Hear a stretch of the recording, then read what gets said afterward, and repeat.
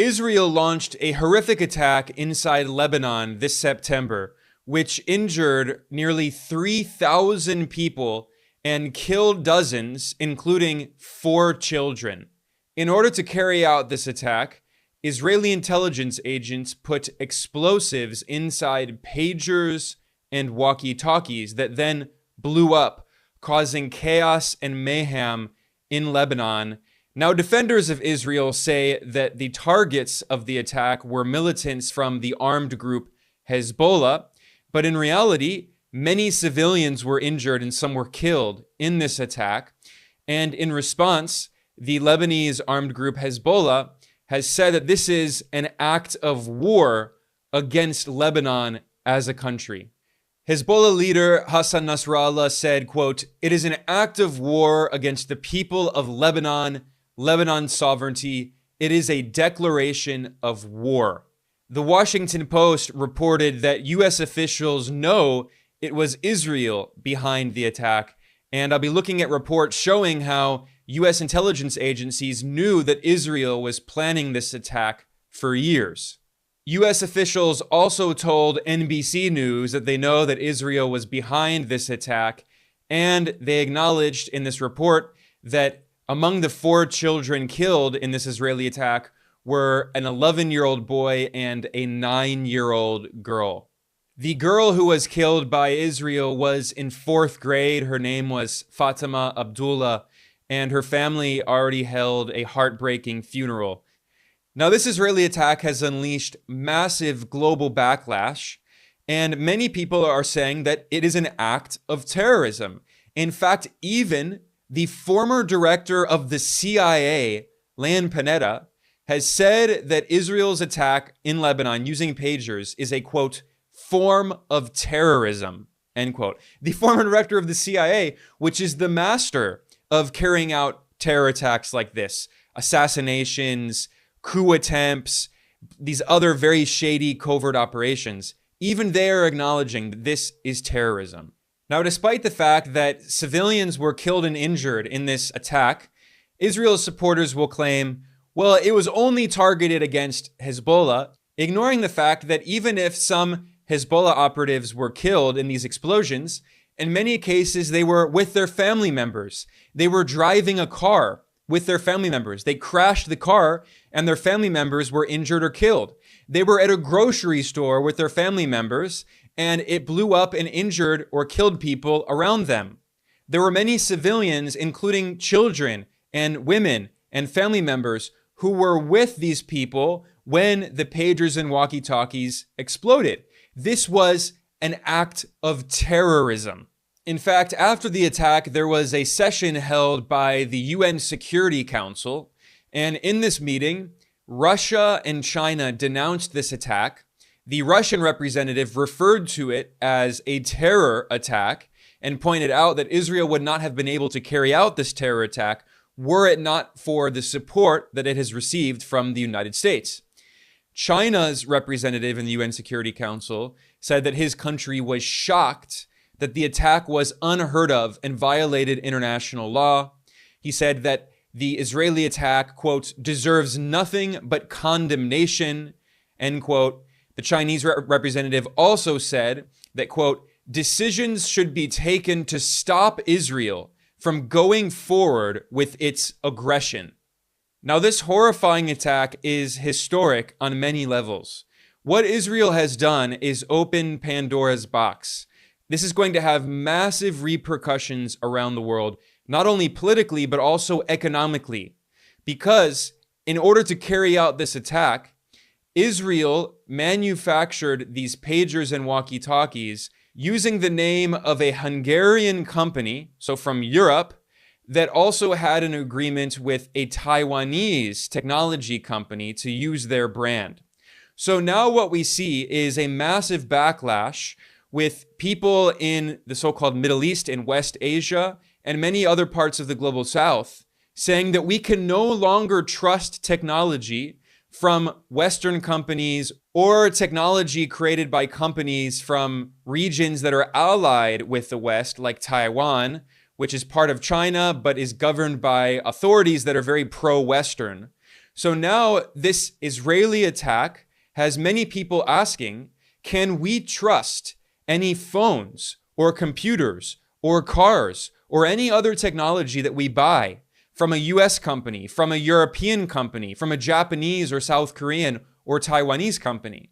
And this is also at a time when the US is waging economic war and a trade war on China and telling people around the world they cannot trust Chinese products, that instead they should only buy products from the West and its allies. But now we know that the US and its allies are willing to weaponize this civilian technology and turn it into bombs to blow up people they don't like. So this is only going to further fragment global supply chains, and this ironically could end up helping China by increasing China's popularity in the global south among countries that don't trust the West, the Western countries that colonized them and invaded them and bombed them and occupied them. Instead, they're going to say, we should rely on Chinese supply chains and Chinese technology. In fact, there are reports on Chinese social media of people who run factories that they actually are now flooded with orders from the Middle East, from West Asia, with customers demanding that all of the supply chain must be located inside mainland China. Clearly, there's a lot of demand for Chinese technology, and these customers do not want any part of the supply chain from the West. And this is really what Western governments do not understand. The world today is no longer the world of the 1990s. In fact, today, the majority of countries on Earth have China as their largest trading partner, not the US. In 1990, yes, the US, Germany, and Japan were major industrial powers, and they were the leading trading partners of many countries. But in the past 3 decades, the situation has completely changed. Today, China makes up 35% of the entire world's manufacturing production. The US only makes up 12%, Japan makes up 6%, Germany makes up 4%, and India and South Korea each make up 3%. Now, that is just the data for all manufacturing production. But if you look at the global market share for major technologies, like, for instance, phones, you can see that China is becoming very influential. So if you look for the second quarter of 2024 at the most popular phone brands on Earth by the number of shipments, you can see that number 1 is Samsung, which is South Korean. Number 2 is Apple, which is ostensibly a US company, but in reality, most of the supply chain is located in China. But the remaining, the third, fourth, and fifth most popular phone brands in the world are all Chinese. Xiaomi comes in a close third place right behind Apple. Vivo, another Chinese company, is in fourth place. And Oppo, another Chinese company, is in fifth place. So very quickly, Chinese brands have been catching up with Western rivals. If you look at personal computers, you can see a very similar trend. In 2023, the company with the largest market share, 25% of the global PC market, this is for both desktops and laptops, was Lenovo, 25%. That is a Chinese company, Lenovo. In second place and third place was HP and Dell. Apple was in fourth. And then the fifth and sixth placed companies were Asus and Acer, which are both Taiwanese companies. So yes, the US companies do have a larger market share globally in the PC market for desktops and laptops, but that's also changing over time, and Chinese competitors are going to have more and more market share. And this is before Israel and the US and Western allies weaponized the supply chain and weaponized the civilian technology and turned it into bombs to kill people. This trend is now going to accelerate as more and more people in the global south say, we can no longer trust Western technology. Instead, let's buy technology from China or Russia or other manufacturers. Now, let's provide some context here. One of the questions that many people have been asking is where did these pagers and walkie-talkies come from? How did Israel put the explosives in this technology that then blew up and killed dozens of people and injured thousands in Lebanon? Well, the New York Times published a report that provides information from the inside. Of course, the New York Times is very closely linked to US spy agencies like the CIA. And in this report, they cite anonymous US intelligence officials. It is titled, "How Israel Built a Modern-Day Trojan Horse Exploding Pagers." This article, which by the way pointed out that 4 Lebanese children were killed in the Israeli terror attack, it quotes 12 current and former defense and intelligence officials who were briefed on the attack and say that Israel was behind it. They revealed that Israel created a shell company that posed as an international producer of pagers. The name of the company was BAC Consulting, and it was officially based in Hungary, in Europe. And Hungary, which is a very right-wing government, is very closely allied with Israel. Hungarian leader Viktor Orban has praised Netanyahu. He's extremely anti-Muslim and very anti-Palestinian, and he has joined the US in UN votes in opposing Palestinian human rights, in supporting Israel's occupation, and supporting Israeli colonialism. So Israel created this shell company based in Hungary called BAC Consulting, and they were under contract to produce walkie-talkies and pagers on behalf of the Taiwanese company Gold Apollo, but it was an Israeli front. So this is very important. They were under a Taiwanese name, Gold Apollo. And the Taiwanese authorities have claimed that they had nothing to do with this. They knew nothing about this. I'm pretty skeptical about that. But regardless, the point is that Taiwan is involved, Hungary is involved, and Israel was the one that carried this out.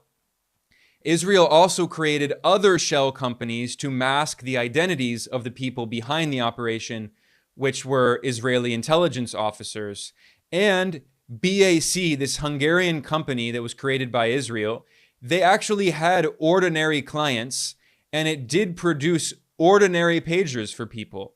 So this again shows that Israel, with the support of the Western powers, has weaponized civilian technology and the global supply chain. Furthermore, this is not the only example of this. This article in the New York Times pointed out that Israel has acquired new means to hack into phones, activating microphones and cameras remotely to spy, and therefore Hezbollah ordered its supporters, its operatives, to not use any cell phones, not even encrypted messaging apps, because they know that Israel can spy on people and use their phones regardless of the software. They're using the hardware. This is why Hezbollah has banned the use of cell phones in all meetings and in any discussion of sensitive operations. And this is why they were using walkie-talkies and pagers. The New York Times concluded this report noting that people in Lebanon, quote, now live in a world in which the most common of communication devices can be transformed into instruments of death, end quote. But it's not just people in Lebanon. It's everyone. It's all of us. The US and its allies, like in Israel and in Europe, in places like Hungary, its allies in Taiwan, the separatists that the US backs in Taiwan that are trying to separate from China, despite the fact that, according to international law, Taiwan is part of China. All of these different people, these different groups, their companies cannot be trusted anymore. And more people in the global south, countries, companies, are now going to seek alternatives, and it's going to fragment global supply chains as they seek alternatives to Western technology. And this is so ironic because for years, the US government has been telling people around the world, you cannot trust Chinese technology. You cannot trust anything created by Huawei because supposedly Huawei will spy on you. The US ordered its vassals in Europe to remove any Huawei technology from their telecommunications infrastructure. And pretty much all of the governments in Europe obediently obeyed.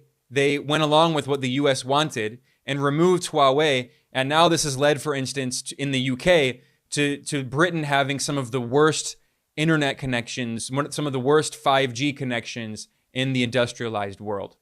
The irony is that Washington's accusations against Huawei are deeply hypocritical because it is exactly what the US does. As Business Insider, the mainstream media outlet, noted, this is a headline quote, "The US says Huawei has been spying through backdoors designed for law enforcement, which is what the US has been pressuring tech companies to do for years." Back in 2015, the director of the US National Security Agency, the NSA, which is notorious for spying on people, the NSA director admitted that the US spy agency has been putting backdoors in technology companies. I'm reading an article from The Guardian in 2015, quote, "The National Security Agency Director, Mike Rogers, on Monday sought to calm a chorus of doubts about the government's plans to maintain built-in access to data held by US technology companies," end quote. He referred to them as backdoors, and he claimed that they would not ruin international markets for US technology products. Well, maybe he was right about that, but today, now, turning these devices into bombs that could blow up and kill you, I think that definitely is going to ruin the reputation of these companies in international markets. And by the way, the NSA not only spies on its own citizens, but the NSA has been spying on many countries around the world, including leaders of countries that are supposedly US allies, like Germany.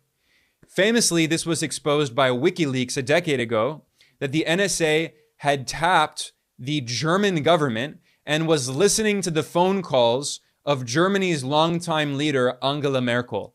The reason we learned about this in the first place was because the former CIA and NSA whistleblower, Edward Snowden, he released a bunch of information back in 2013 and 2014, exposing how the NSA was spying on the entire world. And then later, in 2021, the government of Denmark admitted that they had been helping the US to spy on Angela Merkel and to spy on other governments in Europe. This is how the US treats its so-called allies. Imagine how the US treats its adversaries. And by the way, back in 2014, when Edward Snowden leaked this information, it was reported that the NSA had hacked into the servers of Huawei. This is at a time when Huawei was not a household name. Not many people in the West knew about the company. It was growing very quickly. But in 2023, Huawei confirmed that it was true that the NSA had hacked the headquarters of Huawei. So, as it is said, every accusation is a confession. All of the accusations that the US makes about China are psychological projection for what the US does around the world, putting in backdoors to spy on people, doing mass surveillance of its own citizens and people around the world. And of course, Israel does this as well.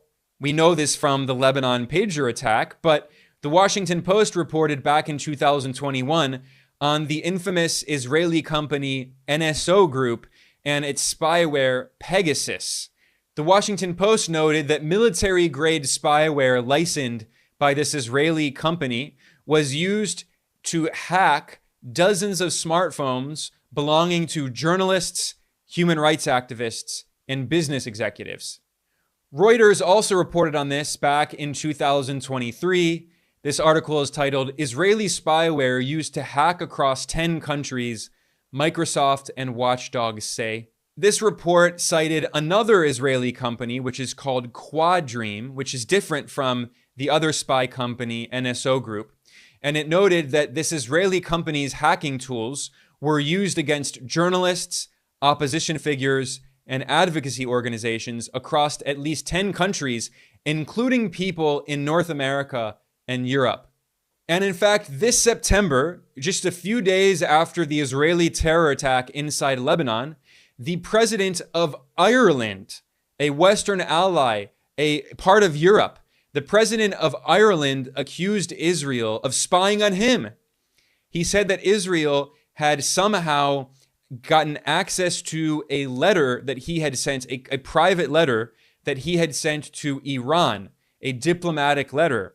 Israel leaked this confidential private letter that was written by the president of Ireland. It shows how little the Israeli regime cares about the privacy of other countries in the West that are supposedly allies. This shows once again that every accusation made by the West is a confession, and why it's laughable when you read media outlets in the West claim, like in this article in USA Today, how to avoid Chinese tech that may be spying on you. We're told to be afraid that China is spying on us. Meanwhile, the US government and Israel are spying on us and spying on the entire world illegally. But the US government has been trying to scare us for years, claiming that China could be spying on us and that we're susceptible to national security threats posed by China.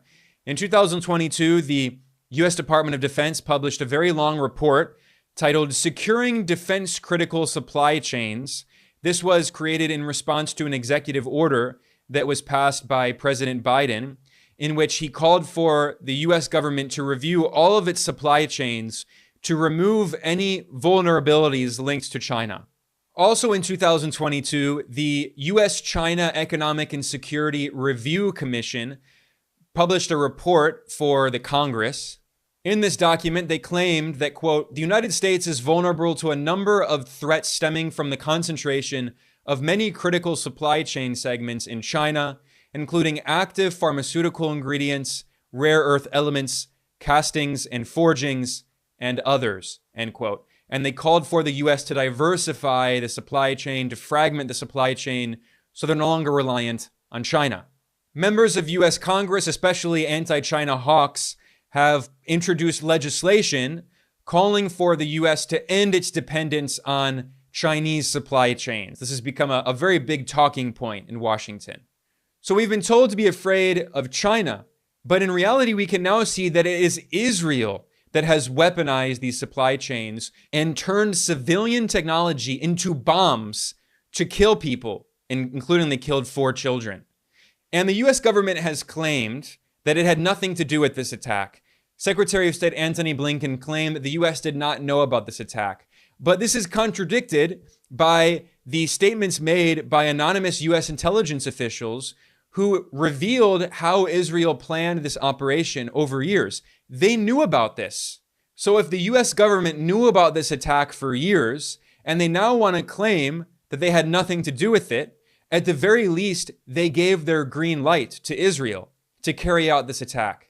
Because the US knew about it, and if they were opposed to it, because they knew it would kill civilians like 4 children, which is what it did, then they would have stopped Israel. They would have said, look, you can't do this. This would be an act of terrorism. So at the very least, if the US wasn't directly involved, it is complicit because it knew that Israel was planning this terrorist attack and did nothing to stop it. And now what we see is that after years of US trade war and economic war on China and fragmentation of the supply chains, we're seeing a further acceleration of fragmentation of these supply chains. And there was a very interesting article that was published by Bloomberg and republished in the Japan Times titled Exploding Pagers Attack Shakes Global Trust in Supply Chain Security. This report cites US government officials who say if Israel can do this, China can do it too. So ironically, they're fear-mongering about China doing exactly what their own ally did with at least implicit US backing. But what's fascinating about this report is it cites former US intelligence officials who acknowledge that this is not an isolated case. A former senior US intelligence official said that this is simply the latest and most dramatic of a number of supply chain attacks underway around the world. They said that interdiction operations, where goods are intercepted and tampered with before delivery to their ultimate recipient, are rampant. A former FBI official said, quote, infiltrating a supply chain is a pretty standard tool of intelligence services. And they say, the FBI claims that China has been doing this. But the article reveals that US spies have a history of taking advantage of America's dominance in many supply chains to insert technologies to target rivals. And as an example, the US and Israeli officials carried out a cyber attack inside Iranian infrastructure using the Stuxnet virus. A similar article in the New York Times also admits that the US has been carrying out similar operations, and potentially we could see more of these supply chain attacks in the future. This article in the New York Times is titled, "Israel's Pager Attacks Have Changed the World," and it was written by a lecturer at Harvard University. He wrote that our international supply chains for computerized equipment leave us vulnerable. He noted that the tactics employed by Israel have been used for years. So this is not isolated. This has been going on for years. And he said that our computers are vulnerable. Our cars, our refrigerators, our home thermostats are all vulnerable to these kinds of attacks that Israel and US spy agencies have been carrying out. In this article in the New York Times, this Harvard lecturer pointed out that the United States itself has done this. The NSA has intercepted communications equipment in transit and modified it, using it to spy on people. The NSA did this to spy on Syria, intercepting a router from Cisco, which is an American company. So now we know that no one can trust Cisco anymore because the US will use it to spy on you and maybe use it to blow you up, to kill you. This article also reveals that the FBI has been intercepting technology and using cell phones to spy on people. He said, our supply chains are vulnerable, which means that we are vulnerable. Yeah, we're vulnerable to being blown up by the US and Israel. He also cited the Stuxnet virus, which was planted by the US and Israel inside Iran's infrastructure. But another example is self-driving cars and EVs. In fact, in 2017, WikiLeaks released CIA cables, which reveal that the CIA can hack cars. And in 2015, a reporter from Wired magazine allowed hackers to remotely take over his car while he was driving, and the hackers disabled the engine while he was on a highway. And we now know that the CIA can do the same thing. So now we know that the CIA can hack your car and kill you, or that the CIA and the FBI and the NSA have a history of intercepting this technology in different parts of the supply chain and putting in surveillance technology. We now know that they can put in explosives to kill you.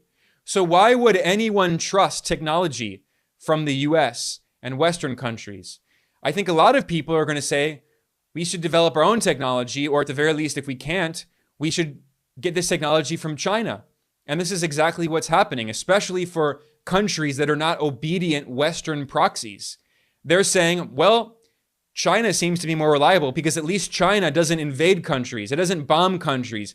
It doesn't impose unilateral sanctions on countries and organize coup attempts and regime change operations like the US does constantly. The US is waging war around the world. The US has 800 foreign military bases. So the point I'm getting at here, it's so important to understand that Israel has opened Pandora's box. This Israeli terrorist attack in Lebanon is not just about Lebanon. It's not just about the Middle East, about West Asia. It's not just about the possibility of a wider regional war. Those are, of course, very important issues as well. And they're things that I talk about a lot here at Geopolitical Economy Report. But this issue is global. It involves the entire global economy, and it's going to blow back majorly on Western companies. It's going to fragment supply chains. It has very significant consequences. Now, there is still more that I could talk about here, but this episode is getting really long. I'm going to publish a separate video in which I talk more about Hezbollah specifically. This is an organization that is very much misunderstood in the West. There's so much ridiculous propaganda. I will explain how the origins of Hezbollah are in the Lebanese resistance against Israel's illegal occupation of southern Lebanon, after Israel invaded South Lebanon in 1982 and began an official military occupation of 1985. And Hezbollah originated as the response against the Israeli occupation and managed to expel the Israeli military occupiers in 2000, defending Lebanon's sovereignty. And I'm going to talk about this Western narrative that Hezbollah is a so-called terrorist organization. In reality, if you look at a map of countries that recognize Hezbollah as a so-called terrorist group, you can see that it's really the West. It's the United States and some puppets and proxies. The vast majority of the world does not recognize Hezbollah as a terrorist organization. And even some countries in Europe recognize Hezbollah's political arm as a legitimate organization. Now, Hezbollah has both a political party arm and a military arm, an arms wing. And the Hezbollah political arm is a political party that is part of the democratically elected parliament in Lebanon and is in fact part of the coalition in government in Lebanon. So this is a group that has been extremely misrepresented by the West, but this episode is already long enough. I'm going to talk more about what Hezbollah is, what its history is, in a separate video. I will link to that in the description below. On that note, I'm going to conclude. I am Ben Norton. I am the editor-in-chief and founder of Geopolitical Economy Report. I want to thank everyone for joining me today. Please like and subscribe. Please share this, and I will see you all next time.